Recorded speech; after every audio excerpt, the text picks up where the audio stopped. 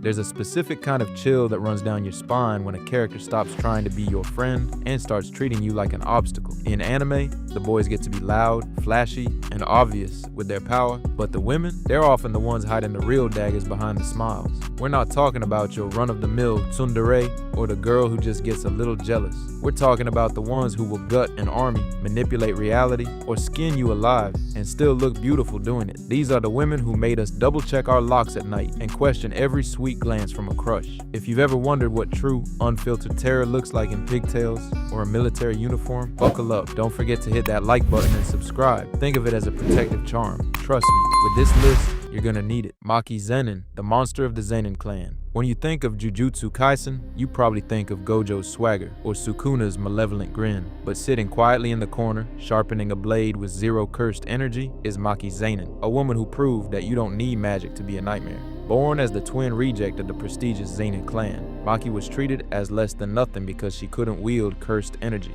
But here's the thing about treating someone like garbage. Eventually, they start to believe they're trash, or they rise from the ashes to burn the whole dump down. Maki chose fire. Her most terrifying moment isn't just a fight, it's a full-blown horror sequence. After the death of her twin sister Mai, who sacrificed herself to give Maki an ultimate cursed tool, Maki awakened to her true potential. She became what fans call Toji 2.0, a physical specimen who shrugs off curses like mosquitoes. The scene where she returns to the Zenin compound is less of a battle and more of a slaughter. The animation shifts to monochrome as she carves through the Kukuru unit and the Hei, elite sorcerers who suddenly look like paper dolls in a hurricane.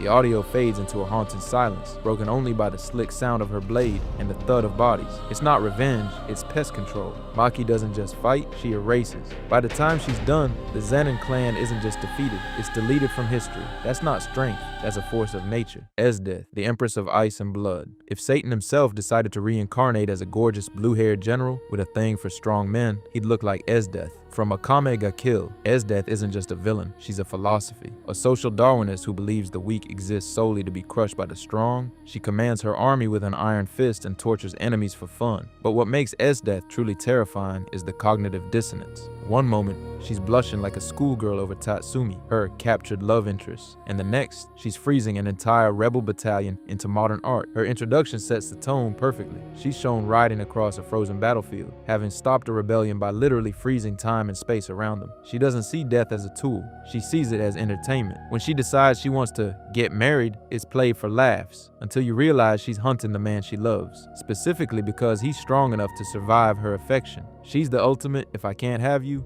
no one can, except she will have you, dead or alive. As death represents the terrifying reality that sometimes evil isn't ugly, sometimes it's stunning, charming, and offering you a warm drink while the world burns around you. Makima, the devil, wears a smile. If Esdeath is the blade, Makima is the leash. The master manipulator of Chainsaw Man doesn't need to get her hands dirty. She has millions of hands to do it for her. Makima is the control devil incarnate, and her power is exactly what it sounds like. Absolute dominion over anyone she deems inferior, and she deems everyone inferior. The horror of Makima isn't in her shouting or her transformations. It's in her quiet, dead-eyed gaze and the way she tilts her head like a curious dog. Later, we see her true nature bleed through when she uses her bang ability for the first time on a massive scale. With nothing but a subtle hand gesture and a whisper, she uses the lives of convicts as sacrifices to telekinetically crush the enemies of public safety. The scene is gut-wrenching because it's so calm. No rage, no sweat, just a woman redeeming human lives like they're coupons. Her relationship with Denji is the psychological core of the terror. She offers him bread, a home, and a family, all while grooming him like a pet. She literally tells him he's her dog, and he wags his tail. If you don't read the manga,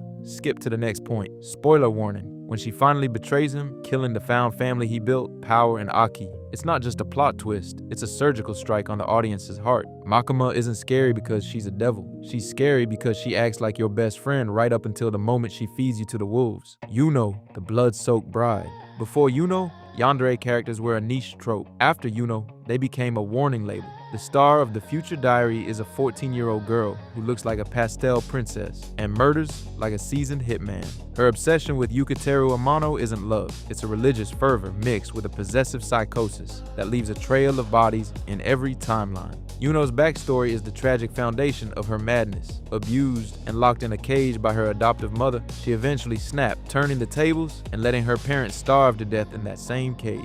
She then lived with their corpses for months, talking to them as if they were still alive. By the time the survival game begins, her grip on reality is held together by a single thread. Yukiteru. Her most iconic moment is when Yukiteru is cornered by the third diary holder. Yuno appears out of nowhere, axe in hand. She doesn't hesitate, she doesn't monologue, she just swings. The blood splatters across her school uniform, and she smiles that vacant, loving smile. It's the birth of the Yukiteru-kun meme, and it's terrifying because she's so effective. Yuno proves that the most dangerous person in the room isn't the one with the biggest gun, but the one with nothing left to lose, except the one person they kill the world to keep, Lucy, the Diclonius of silence.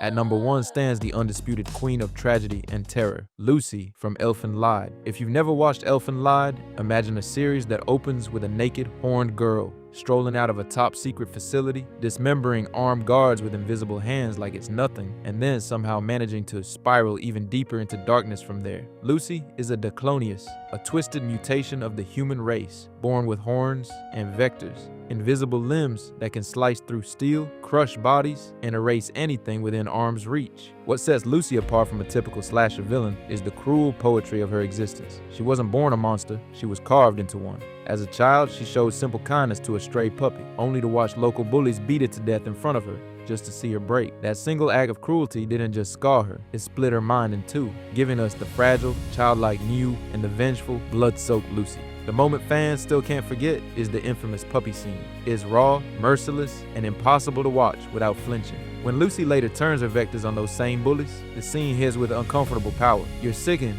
by the carnage, yet you understand the fury behind every strike. Her final stand in both the anime and manga becomes a downpour of blood and tears as she tears through an entire army, driven by the desperate need to protect the one boy who ever treated her like a human being. Power doesn't always scream. Sometimes it whispers, sometimes it holds your hand, and sometimes it waits until you turn your back. These women didn't just survive their worlds, they broke them open. Not for justice, not for mercy, just because they could. So, tell me, which one made you the most uncomfortable? Because that's usually the right answer. Leave it in the comments, and if you like living dangerously, subscribe for the next list. And whatever you do, if you meet a girl with pink hair, horns, or a really nice smile, run.